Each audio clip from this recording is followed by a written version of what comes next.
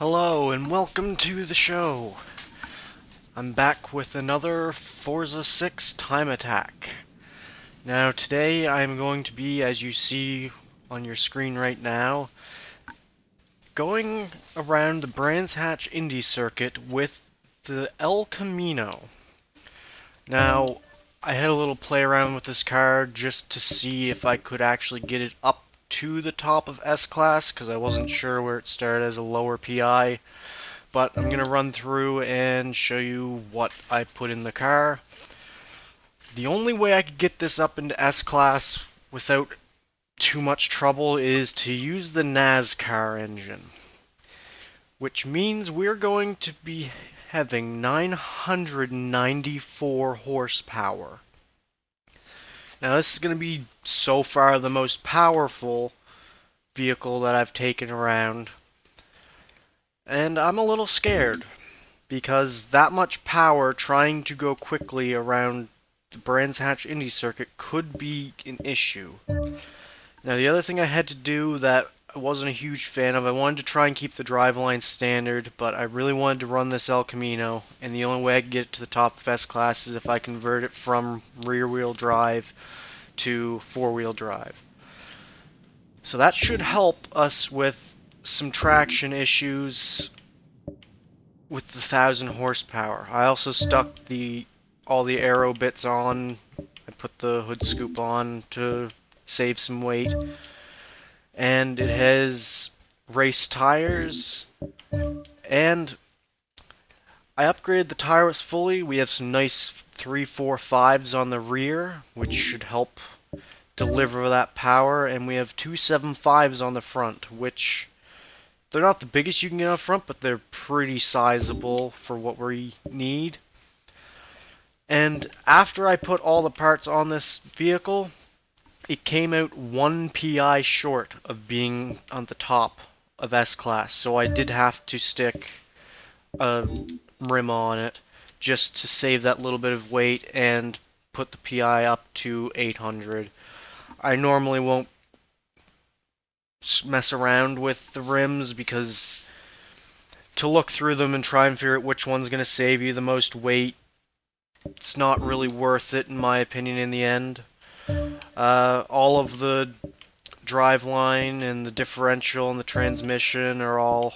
Oh no, they're not upgraded.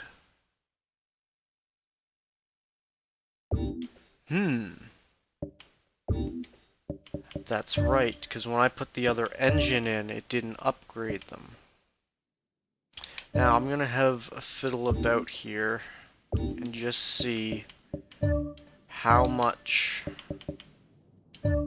difference this is going to make. I doubt it will be enough. No.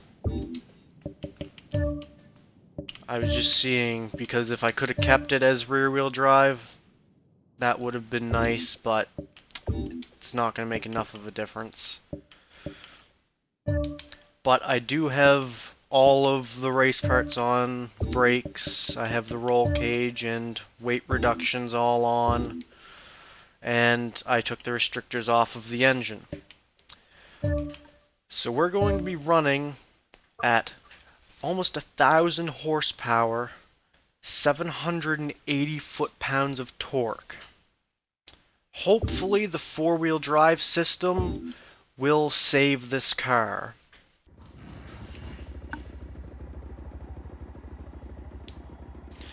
And we're here at the Brands Hatch Indy circuit, ready to take my 6 laps and see if the El Camino can beat our current leader, which is the Ford GT, with a time of 50.6. Now, if I have traction, I could see this going relatively quick, and already it is impressing me with hardly any wheel spin. One concern I have is maybe a bit of understeer around maybe the last corner, and also that it doesn't really like getting stopped. But so far it seems well behaved. There's no wheel spin, no crazy oversteer yet. Pushed it a little bit hard into that corner, but it accelerates extremely quickly for being a 3,000-pound truck. Curbs don't bother it, and as I say that, I did run into the curb a little bit, and it just pushed me out that little bit wide. And there's the understeer I was worried about, but you can get a bit of oversteer coming through that last corner. We've seen that from the BMW that went out last time. We also have some slight visibility issues because of the hood scoop coming around that first corner, but it's nothing major. You can deal with that, but the understeer through some of these corners I think is what's going to hurt it the most, and also the brakes aren't the best. I can just about get stopped, but some of these corners it just doesn't seem to like. And again, I pushed a little bit too hard coming into this final corner, and the understeer carrying it out wide, and I think that's going to be its undoing, is the understeer carrying it out that little bit wide. But that was a mighty quick lap. 51.8 as I run a little bit too shallow through that corner, but never mind. Get it stopped and turned in. If I can straighten out my line coming into this last corner and not do that and run into the grass. Stupid mistake, I outbraked myself. But if I can straighten out my line coming into the last corner and get it stopped and fight the understeer, then I feel like this is going to possibly beat Ford. Doesn't matter that I ran a little bit wide there. This lap was already ruined from that third corner. I ran a bit deep. The hood scoop really does cause you some issues seeing where to turn in and when to brake.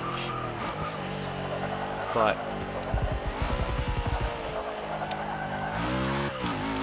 fire it out of the second corner now. Get it stopped, and I'm going to do the exact same thing.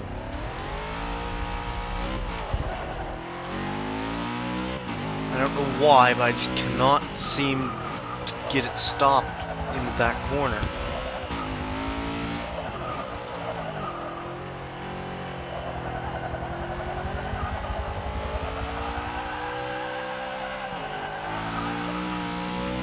It takes forever to get it turned in around that last corner, though.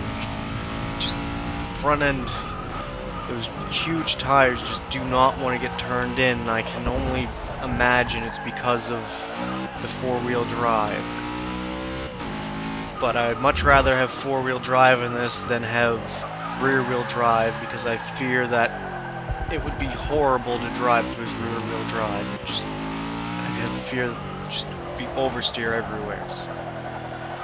There, I got it stopped for that time. We have one more lap after this one, and it doesn't seem like this lap is going much faster, because I think I pushed my luck a bit too much going into the second corner. But we will see if I can make up any time around this last corner.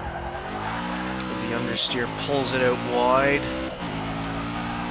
Doesn't really have much problems on this last corner, it's flat out. Not quicker, we're still sitting at a 51.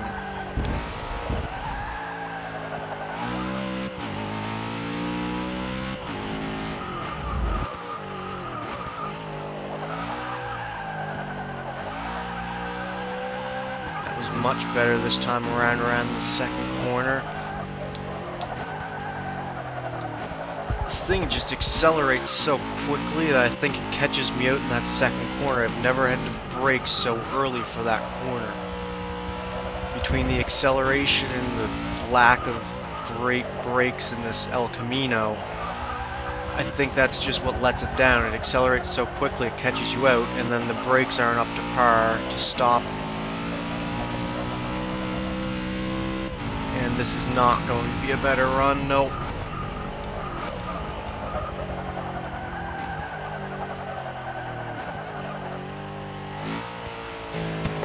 So the El Camino goes into second place with a 51,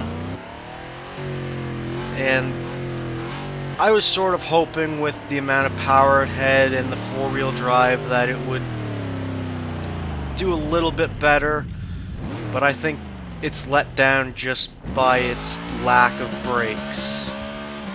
It just does not like getting stopped at all going into these corners, and with the extreme acceleration you need to have the brakes. So that's all for this time, and I will see you in the next video.